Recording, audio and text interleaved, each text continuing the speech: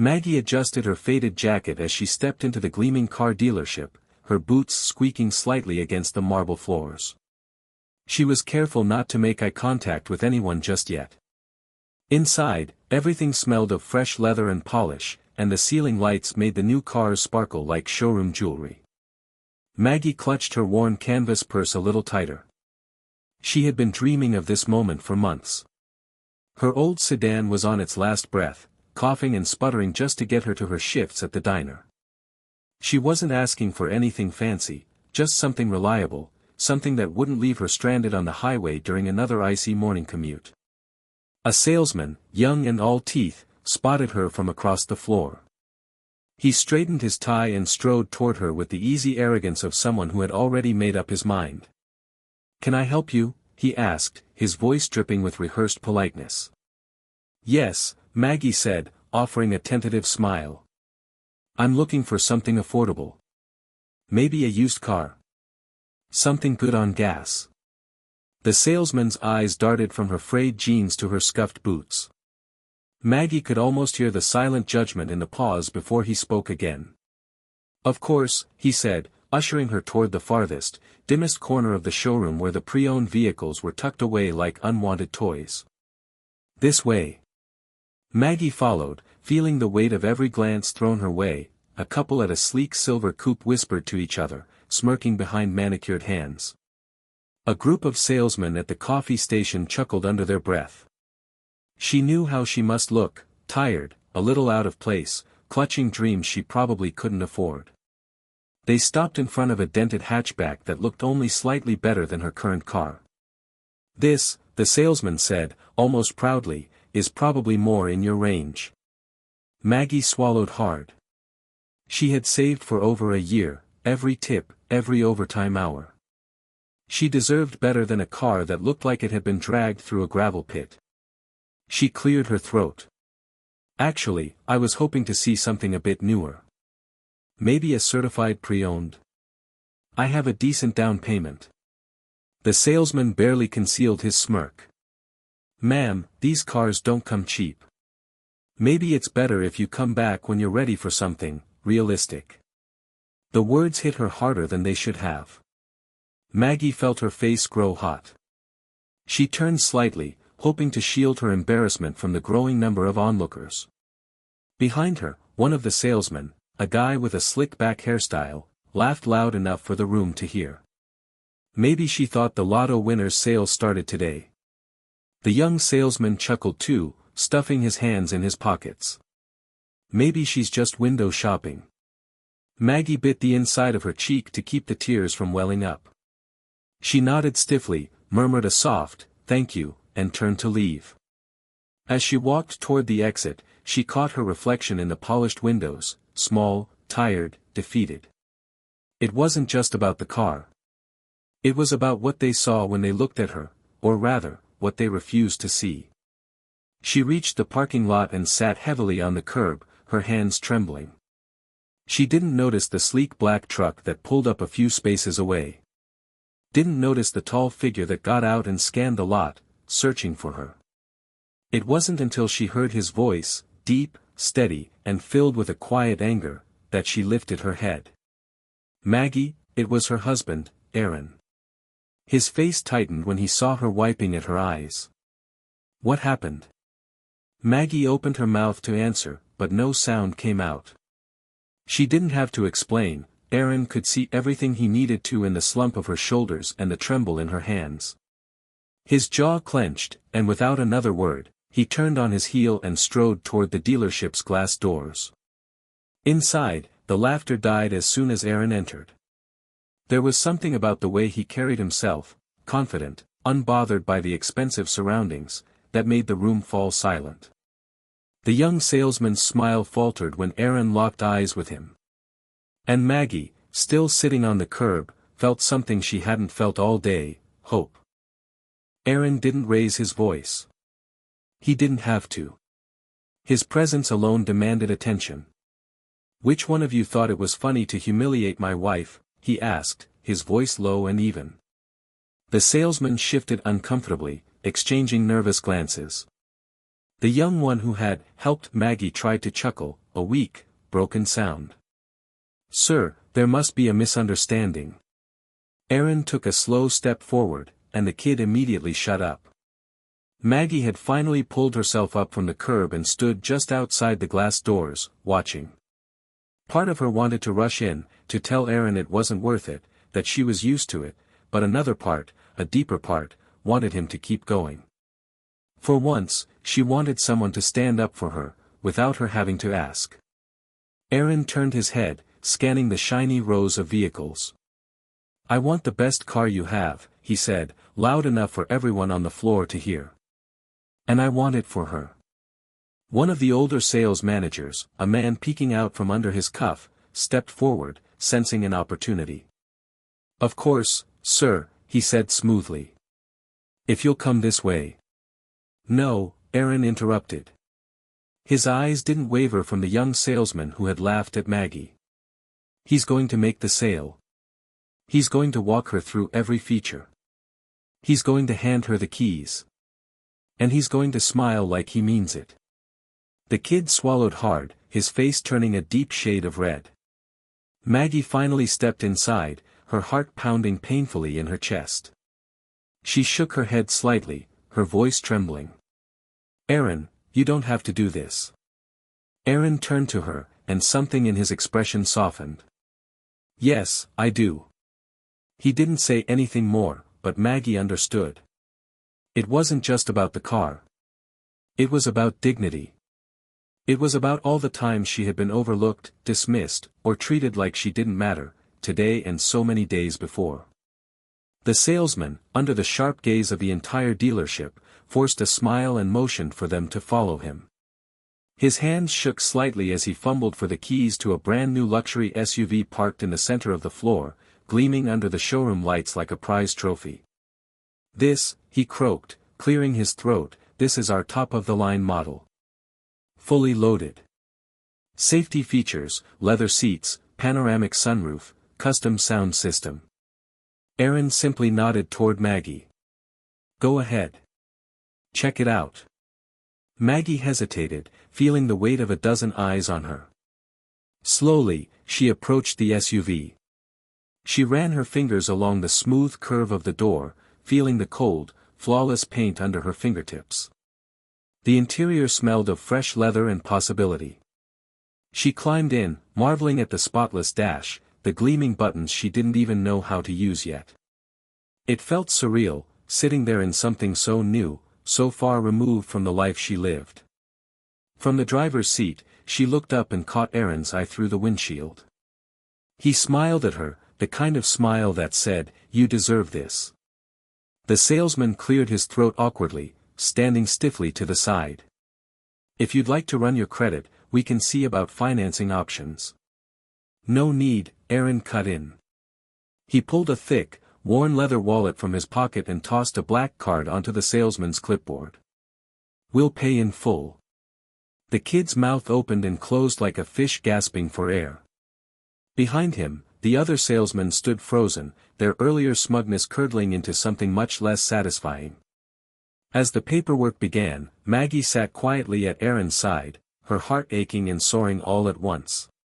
She knew how hard he had worked for this, the long nights, the double shifts, the silent sacrifices. This wasn't just money. This was love, in its rawest, most powerful form. When the final signature was made and the keys were placed reverently into Maggie's hands, the whole dealership seemed to hold its breath. Aaron leaned in close to her, brushing a kiss against her temple. "You're not invisible, Maggie," he whispered. "Not to me. Never to me." Tears filled her eyes again, but this time, they weren't from shame. They were from something she hadn't felt in a long time, pride. As they stepped outside into the golden late afternoon sun, Maggie caught sight of their reflection in the dealership's massive windows. But this time, she didn't see a woman who had been laughed at. She saw a woman who had been fought for. And this was only the beginning. The drive home should have been the best ride of Maggie's life, and in many ways, it was, the smooth hum of the engine, the rich scent of new leather, the way the world seemed to open up wider outside her panoramic sunroof. Yet, there was a heaviness in her chest that even the most luxurious car couldn't erase. Aaron sat in the passenger seat, watching her out of the corner of his eye, his hand resting lightly on her knee. He hadn't said much since they pulled away from the dealership. He didn't need to. Maggie knew that he understood. As they crossed the old bridge that led back into their part of town, the part the city always seemed to forget, Maggie finally spoke. "I didn't want you to spend that much," she said quietly, gripping the wheel until her knuckles whitened. "I just wanted to be treated like I mattered." Aaron exhaled slowly, turning his body toward her. "It's not about the car, Mags. It's never been about the car." Maggie blinked hard against the stinging in her eyes, focusing on the road ahead. But the memories flooded in anyway, years of scraping by, of hand-me-downs and second jobs, of working herself to exhaustion just to keep their modest home afloat. She had learned early on not to expect much. To be grateful for the scraps she could get. And over time, a quiet voice had nested inside her heart, whispering that maybe she didn't deserve more. That voice had been deafening today, inside that dealership, when the world laughed at her like she was a joke. Aaron reached over and covered her hand with his. "You don't get it, do you?"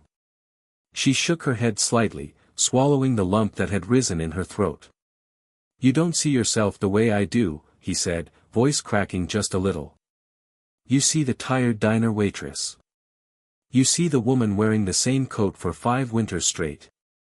But me? I see the woman who stayed with me when we had nothing. Who worked 2 jobs and still came home smiling. Who makes everyone else's life better just by being in it." Maggie's breath hitched, and for a moment she had to pull over, heart pounding too fiercely to drive safely. She put the car in park along the side of the road and buried her face in her hands. Years of pent-up shame, of biting back pride, of shrinking herself down to fit into a world that seemed too big and too shiny, it all came pouring out in racking sobs. Aaron didn't speak. He didn't tell her to stop crying or to be strong. He just sat there, his hand firm and steady over hers, grounding her through the storm. When she finally looked up, her face blotchy and wet, she found him smiling at her, not the smug, pitiful smile she had gotten all her life, but one full of awe, full of love. "I didn't buy you that car to prove anything to those people," he said softly. "I bought it to remind you of who you really are. To show you what you deserve, even when you can't see it yourself."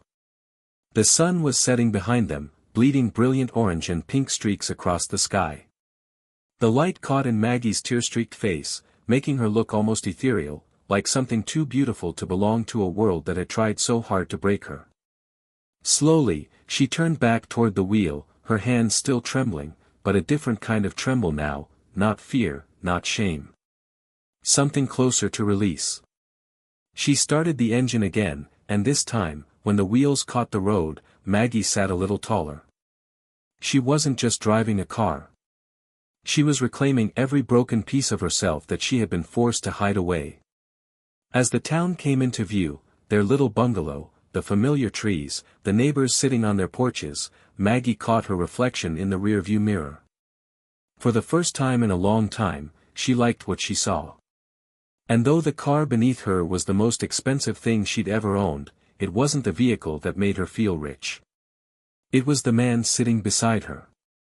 It was the knowledge that she was, and had always been, worthy. The next morning, Maggie woke early, sunlight spilling through the thin curtains. For a few hazy seconds, she forgot everything, the dealership, the car, the way Aaron had stood up for her. Then she rolled over and saw the keys on the nightstand, resting there like a promise. She got dressed slowly, pulling on her favorite old sweater, the one with the stretched-out sleeves, and padded into the kitchen, where Aaron was already making coffee. He greeted her with a smile that still made her stomach flutter, even after all these years. "Keys are on the table," he said, sliding a mug toward her. "Thought you might want to take her out today." Maggie wrapped her hands around the warm ceramic, feeling the bittersweet comfort of it. She had spent so many years believing she had to keep her dreams small, manageable. Now here she was, standing on the threshold of something bigger, not just a car, but the idea that maybe, just maybe, she could want more for herself. After breakfast, she slipped outside, her boots crunching over the driveway gravel. The SUV sat gleaming in the morning light, looking almost too grand for the modest little neighborhood. A few neighbors peeked out from behind their curtains, their curiosity obvious. Maggie didn't care. She opened the door, slid into the driver's seat, and just sat there for a moment, letting herself feel it, the soft leather under her fingertips, the faint smell of newness, the power humming quietly under the hood. She turned the key and pulled out of the driveway, heading toward town. At first, she thought she'd just make a loop around the block, but something pulled at her, a tug deep in her chest. She found herself driving past the town square, past the old diner where she still pulled shifts, past the little thrift store where she'd bought Aaron his birthday gift last year. Eventually, her route took her back to the dealership. It loomed ahead, all polished glass and chrome, exactly as it had the day before. For a moment, fear threatened to creep in, that old, familiar voice whispering you don't belong here. But Maggie was done listening to that voice. She pulled into the parking lot, engine purring like a contented cat, and parked squarely in the front row, the spot reserved for VIPs. Inside, she saw the young salesman through the window, huddled with his coworkers. They noticed her immediately. She saw the recognition bloom on their faces, the same woman they had laughed at, now stepping out of the most expensive car on the lot like she owned the place. Maggie didn't go inside. She didn't need to. She just smiled, a small, satisfied smile, and turned to leave. Because she didn't need their approval anymore. She didn't need their validation. She had her own, hard-won sense of worth. She drove back home slowly, savoring the way the road unspooled before her like a promise. She thought about all the miles she'd traveled already, through hardship, through doubt, through the endless, exhausting effort of keeping her family afloat. This wasn't the end of her story. It was just a new chapter. When she pulled back into the driveway, Aaron was waiting on the porch, his coffee in hand, watching her with that same steady love he had given her from the very beginning. Maggie stepped out of the car, feeling the sun warm on her face, the keys swinging from her fingers. Aaron grinned at her. "How was your first ride?" She shrugged playfully, wiping a pretend smudge off the car's mirror. "Not bad," she teased. "Could get used to it." He laughed, the sound rich and warm, and she laughed with him, really laughed, the kind of laugh that starts in your chest and shakes the tired parts of you loose. Later that night, as they sat on the porch, legs tangled under a shared blanket, Maggie rested her head against Aaron's shoulder. "I thought people like us weren't meant for things like that," she murmured. Aaron kissed the top of her head. "Maybe things like that were meant for people exactly like you." The stars blinked awake overhead, quiet and steadfast. And for the first time in a very long time, Maggie believed it.